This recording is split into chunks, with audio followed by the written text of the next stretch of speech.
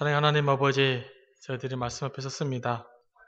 성령께서 우리를 감동하여 주옵시고 우리에게 필요한 말씀으로 또 능력의 말씀으로 채워주시옵소서. 예수님의 이름으로 기도합니다. 아멘. 우리 인간들은 기본적으로 이 편견과 고정관념에서 자유롭지 못한 상태로 살아가고 있습니다. 그러니까 어느 누구도 편견과 고정관념을 없이는 살아갈 수가 없습니다. 왜냐하면 우리의 인식이라는 것이 살아가는 배경과 삶의 조건에 따라서 우리가 생각하는 방식이 다르게 형성되기 때문에 그렇습니다. 사회심리학적으로 보면 편견은 그 잘못되고 불완전한 정보에서 나온 그 일반화의 근거를 두고 어떤 특정 집단에 대해서 증오심이나 부정적인 태도를 갖는 것, 이렇게 설명하고 있습니다. 그러니까 정확하지 않은 정보인데 그것이 일반화되어져 있고 그로 인해서 어떤 특정한 집단에 대해서 증오심이나 부정적인 태도를 갖는 것을 이야기하고요. 그 다음에 고정관념이라는 것은 한 집단에 속해 있는 사람들의 간의 차이가 있는데 그런 실제적인 차이에 관계없이 그 집단 속에 있는 모든 사람들에게 동일한 특징을 부여하는 것을 이야기합니다. 예를 들면 흑인들의 리듬 감각은 선천적으로 타고났다. 대체적으로 흑인들이 리듬 감각이 뛰어난 건 사실입니다만은 모든 흑인들이 다 선천적으로 리듬 감이 타고나는 것은 아닌데 그렇게 사람들이 고정관념을 갖고 있다는 것입니다. 그리고 이런 것들을 이제 고정관념화 시키는 것이죠. 그래서 어떤 한 집단의 사람들에게 특징이나 동기를 일반화시키는 경향을 갖고 있습니다. 그래서 뭐 어느 지역 사람들은 이렇다, 어느 민족 사람들은 이렇다, 이런 그 일반화적인 개념들 사람들이 갖고 살아가고 있는 것이죠. 왜 이런 고정화가 생겨가는가? 사람은 정보를 그 카테고리화 시켜서 정보를 가지고 있는 경향이 있습니다. 너무나 많으니까 그것을 정보를 범주를 구분해서 그 범주대로 정보 내용을 입력해서 사람들이 살아가고 있습니다. 그러다 보니까 너무나 복잡하면 이게 사고가 복잡하니까 이것을 같은 유형끼리 이렇게 한 카테고리로 모아서 이해하려고 하는 기본적인 습성이 있다 보니까 우리는 기본적으로 모든 것들에 대해서 일반화시키려고 하고 보편화시키려고 하는 그런 기본적인 속성이 있는 것이죠. 근데 이런 이제 고정관념을 우리는 완전히 벗어날 수 없지만 객관적이고 상식이라는 것은 이 가능한 이 고정관념을 잘 깨뜨릴 수 있으면 저희들이 훨씬 더 보편적이 되어지고 훨씬 더 상식적이 되어질 수 있는 것입니다. 특별히 이제 한국 사회는 아직까지 상식 수준의 수준의 작업이 아직 완성되지 않기 때문에 우리는 끊임없이 우리가 가지고 있는 그 고정관념을 깨뜨리는 훈련들을 해야 됩니다. 그러니까 선진국으로 갈수록 이런 고정관념이 약화되어져 있고요. 후진국으로 갈수록 고정관념이 강화되어져 있습니다. 그러니까 잘못된 상식에 대한 그 일반화된 개념으로 모든 것들을 판단하는 습성들이 많다는 거죠. 우리나라는 경제적으로는 꽤 이제 상당히 수준이 올랐습니다만은 이런 커먼센스, 상식적인 부분에서는 아주 상당히 수준이 낮습니다. 왜냐하면 너무나 많은 편견과 고정관념들 때문에 사람들이 상식적으로 생각할 수 있는 생각을 못하고 살아가기 때문에 그렇습니다. 그래서 우리가 기독교인들도 마찬가지죠. 우리가 신앙 안에서 기본적으로 상식을 잘 유지시켜 가야 됩니다. 그래서 신앙 안에서 상식의 선들이 자꾸 깨지게 되어지면 문제가 생기는 것이죠.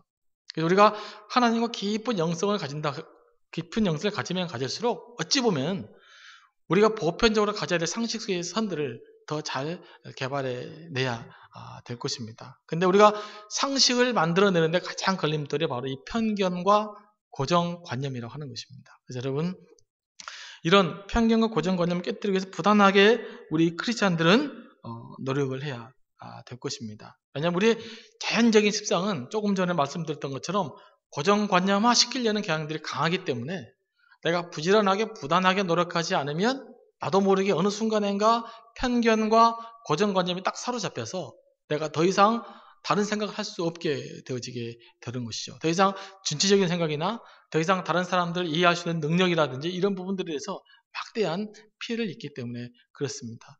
여러분, 영성이라는 것은요, 신앙이 깊어진다는 것은 우리의 상식선이 무너지는 것을 의미하는 것이 아닙니다. 오히려 우리의 상식을 더 풍성하게 만들고 우리가 이 상식선을 위해서 더 상식이 도달할 수 없는 더 높은 한 단계 차원 높은 수준의 삶을 살아가는 것이 바로 영성이에요. 그것이 바로 경건입니다. 근데 많은 사람들이 오해를 해가지고 이 상식과 경건의 선이 무너지게 되어지면은 그때부터 우리가 많은 영적인 혼동을 우리가 일어나게 되어져 있고 또 고정관념 끊임없이 자기 자신을 합리화시키고 변명화시키게 되는 구실을 해줘요. 세상은 이러니까 원래 저 사람들은 저런 거니까 원래 이렇게 하는 사람은 이렇게 살아야 되니까 그렇게 하면서 자기 행동을 끊임없이 정당화시켜주고 합리화시켜주는 역할들을 고정화, 고정관념, 편견들이 강화시켜주는 것입니다. 그래서 편견에 사로잡힌 사람일수록 고정관념이 강할수록 자기 주장이 매우 강해지게 되어지고 그걸 굽힐 줄 모르는 상황들이 되어져 가는 것이죠. 이 학문의 세계에서도 고정관념화가 강합니다. 그래서 자기 전공과 관련되었으면 자기 나름대로 고정관념이 강해서 모든 걸 그 스펙트럼으로 바라보고 해석하려고 하는 그런 경향이 있기 때문에 우리가 끊임없이 나의 고정관념과 편견을 우리가 깨뜨려서 이 상식 수준을 유지하려고 하는 그런 부단한 노력들이 우리에게 필요하다는 것들을 기억할 수 있게 되기를 원합니다. 저는 이게 편견과 고정관념에 대해서 생각해 보면서 왜 이런 현상이 일어날까 한번 생각해 봤습니다. 그런데 사람들은 보니까 사람들 자신들이 보고 싶어 하는 것만을 보려고 하는 경향이 있다는 것을 발견하게 됐습니다. 사람들은요, 자기가 듣고 싶어 하는 것만 들으려고 하고, 자기가 보고 싶은 것만 보려고 합니다. 그래서 대화가 안 되는 경우가 많이 있죠. 지난번에 한번 말씀드렸지만, 우리 자녀들이 가끔씩 저에게 그럽니다. 저는 가끔 자녀들이 한 이야기를 전혀 못 듣는 경우가 있어요.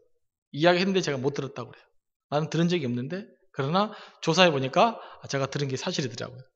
근데 제가 못 들었어요. 왜냐하면 그 이야기도 내가 듣고 싶은 이야기가 아니었기 때문에.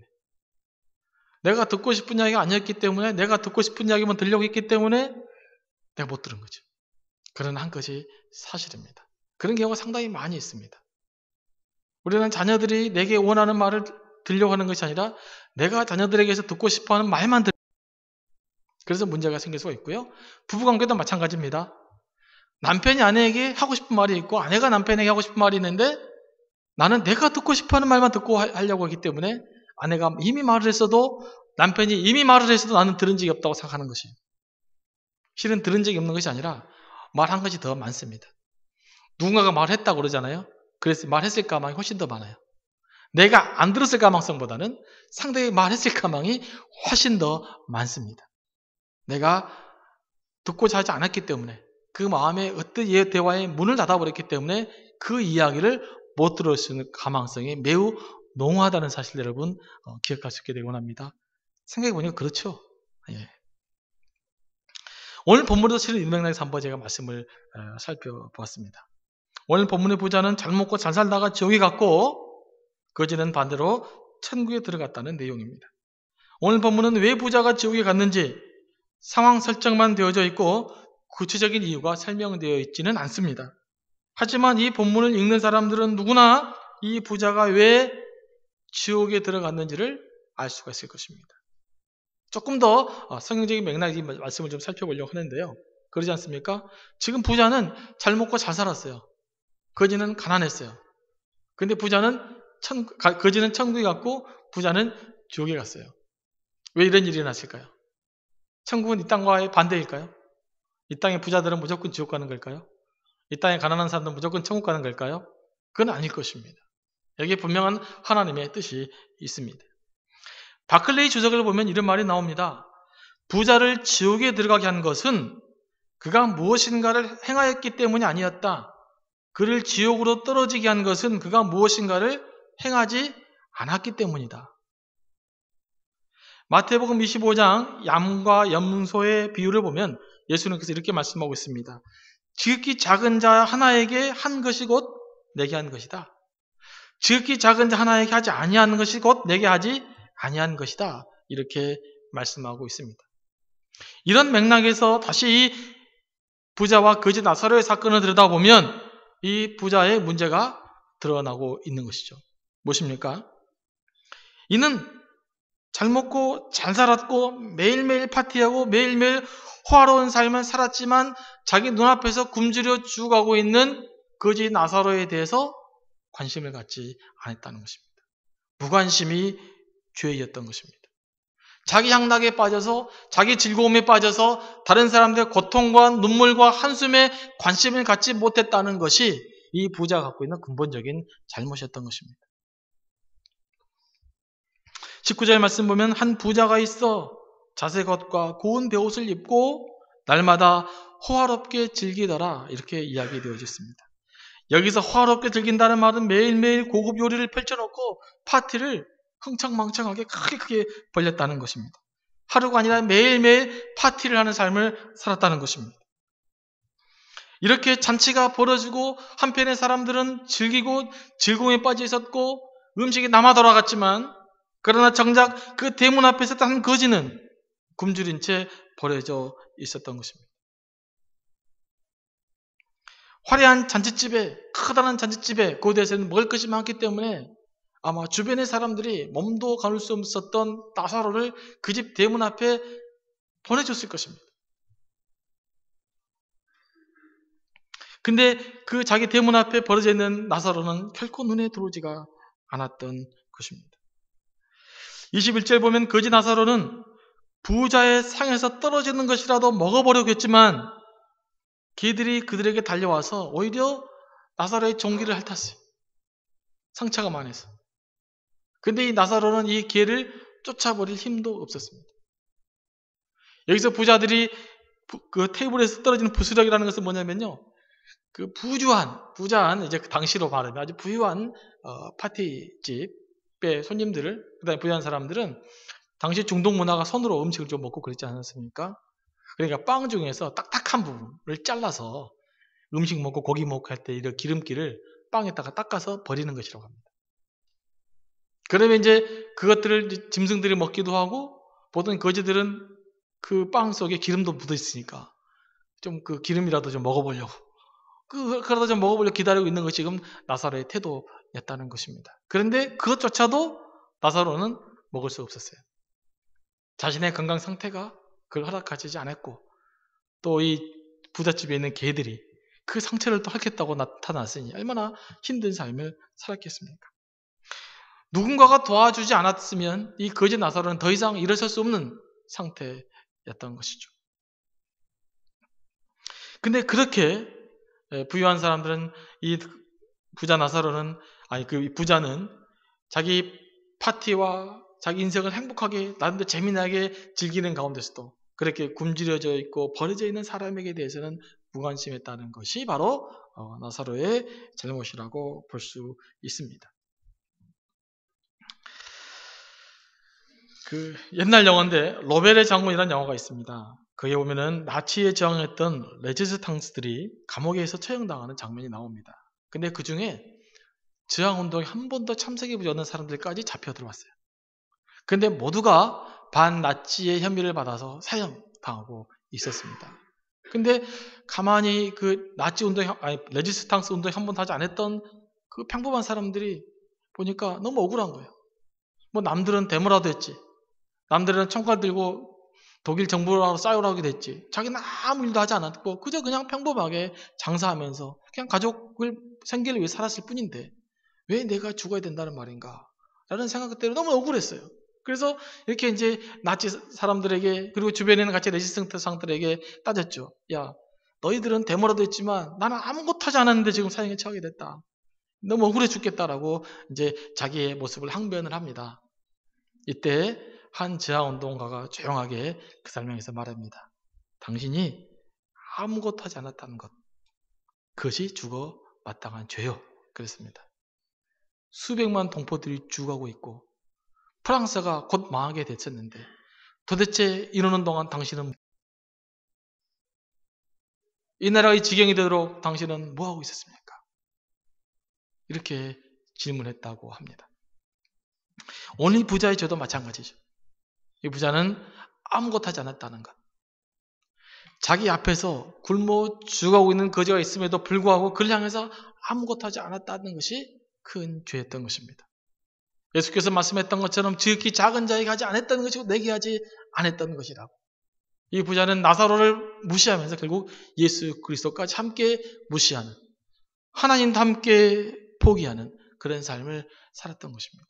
이게 이 부자가 갖고 있었던 근본적인 죄였습니다. 야고보서 4장 17절 말씀을 보면 사람이 선을 행할 줄 알고도 행치 아니하면 죄니라 이렇게 기록되어져 있습니다. 성경의 가르침에는 두 종류의 죄가 언급되어져 있습니다. 하나는 적극적인 죄인데 하나님의 법을 어기는 죄입니다. 율법을 어기는 죄입니다. 하지 말라는 조항을 어기는 죄입니다. 우리 그리스도인들이 하지 말라는 것을 안 하는 것까지는 좀 잘한 것 같아요. 남들보다. 근데 또 하나의 죄가 있습니다. 뭘까요? 하라는 것을 하지 않는 것이 죄입니다. 사랑하라, 선을 행하라. 이렇게 나름대로 우리에게 요구하는 하라는 걸 하지 않는 것도 성경에서는 불순종의 죄로 언급되어져 있습니다.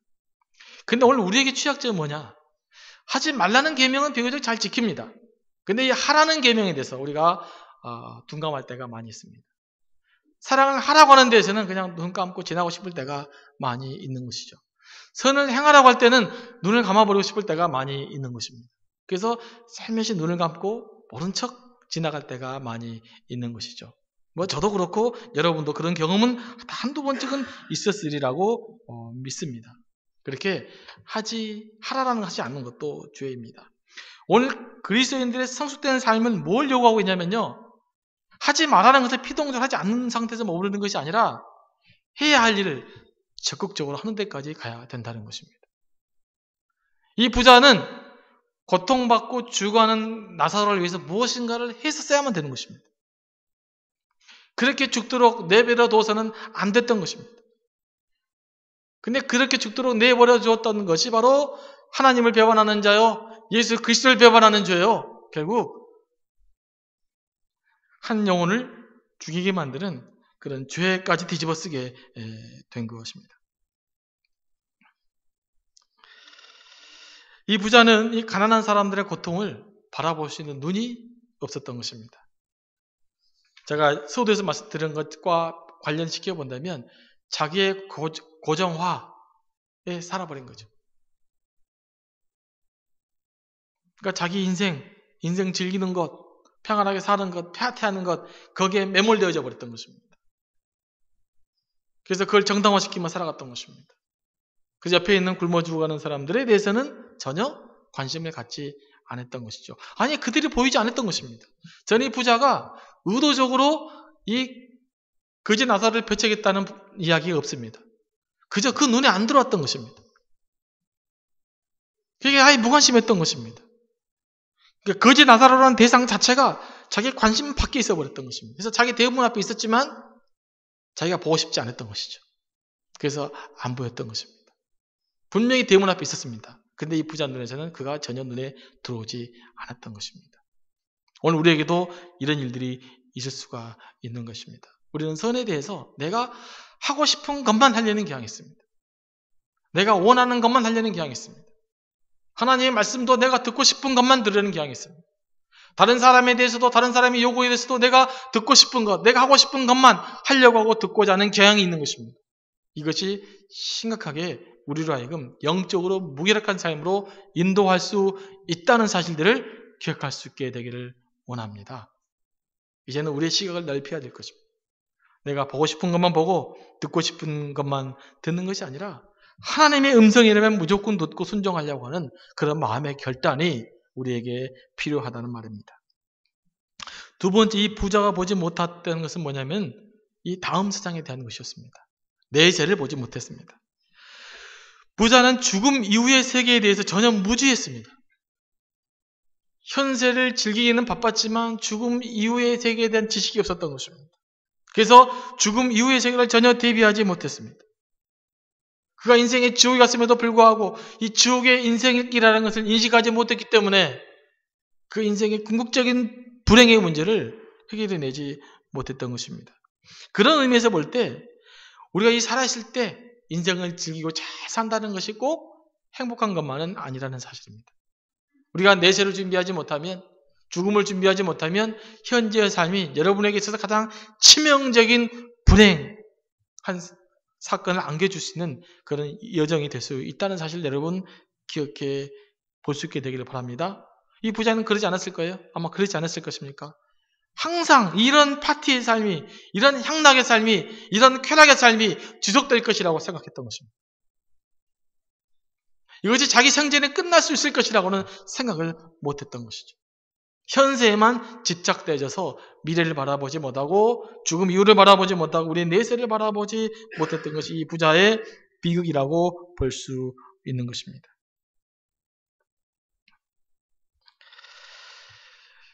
어떤 시인이 이런 이야기를 많이 했습니다. 요즘 이런 종류의 시를 쓴 사람들이 많은데 우리는 늘 죽음을 준비하며 살아야 한다. 제가 한국에서 있을 때 일입니다. 제가 이제 영성수련회를 개발하면서 이제 다양한 영성수련회 프로그램을 제가 참석했기 때문에 이제 그 프로그램 중에서 이런 프로그램이 있었어요. 무슨 수련회였는데 장례식을 치르는 프로그램이 있었습니다. 그러니까 프로그램 가운데 자기 장례식을 치르는 거예요.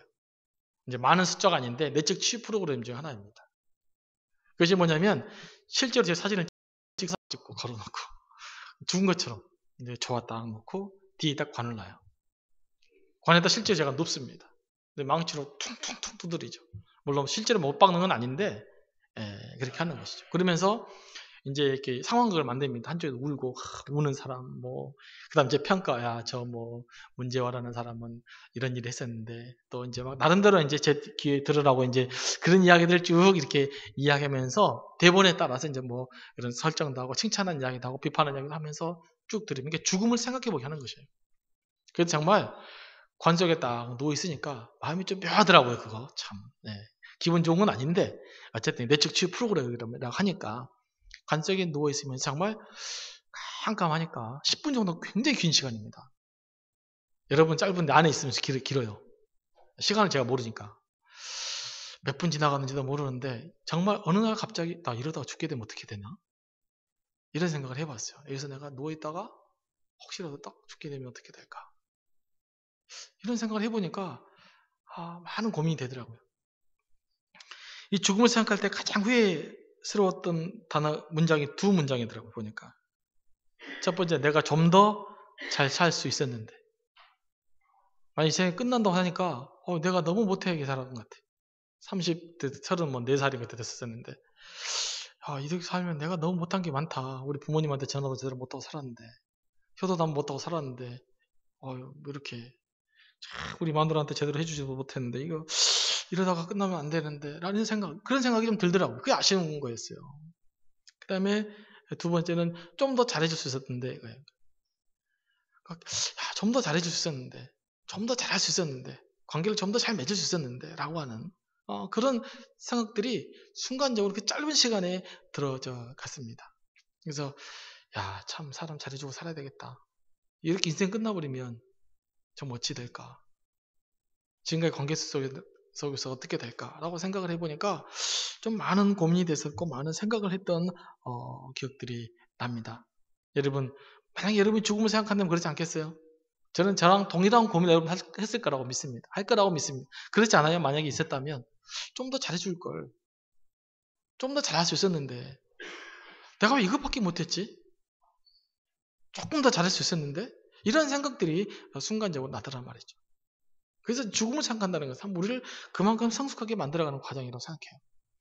제가 평소 생각해보지 못했다는 생각을 하게 된 거죠. 그냥 설교하면서 여러분 잘 살아야 됩니다. 이런 이야기를 했지만 정말 내 가슴속 깊이 내가 정말 좀 더 잘 살 걸. 이런 생각을 잘 안 했는데 그때 해보게 되어졌습니다. 여러분 우리가 죽음을 준비하며 살아가는 삶이 이 땅을 더 성숙하게 살아가는 삶의 한 방법임을 기억할 수 있게 되길 원합니다.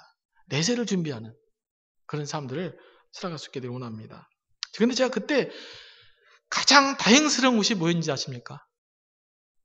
죽음을 생각하면서 내가 예수 믿었다는 것이 가장 다행스러운 사건이더라고요.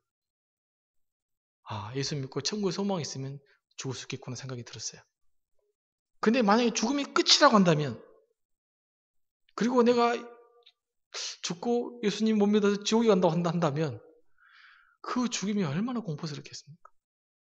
얼마나 두렵고 얼마나 절망스럽겠습니까? 결국 예수 믿는 사람들은 죽음 앞에서 따뜻해질 수 있는 그런 삶, 그 믿음을 우리가 가져야 되지 않을까? 이게 굉장히 중요한 생각을 해봤습니다. 여러분 예수 믿고 사는 것이 진짜 행복입니다.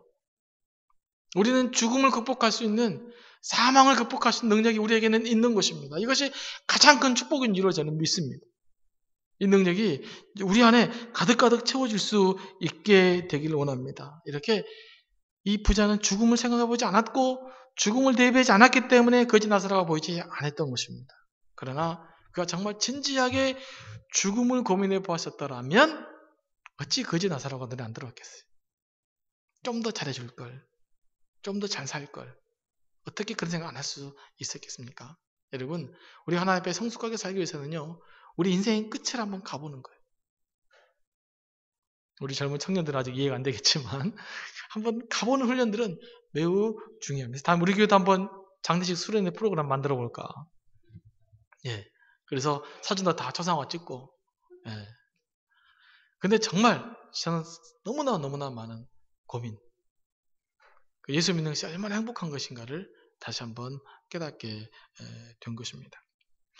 죽음을 준비하면 우리 생각이 깊어지고 영성이 깊어지는 것입니다.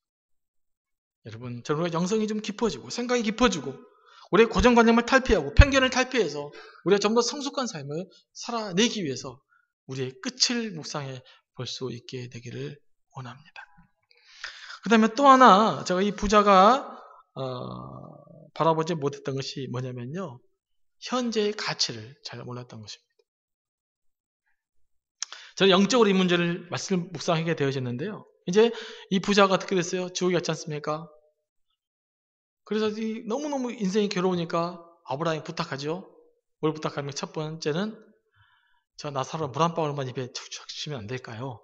그러니까 야, 그건 불가능하다. 그러면 제가 정말 부탁이 하나 있습니다. 저 나사로를 다시 우리 집에 보내주면 안 될까요?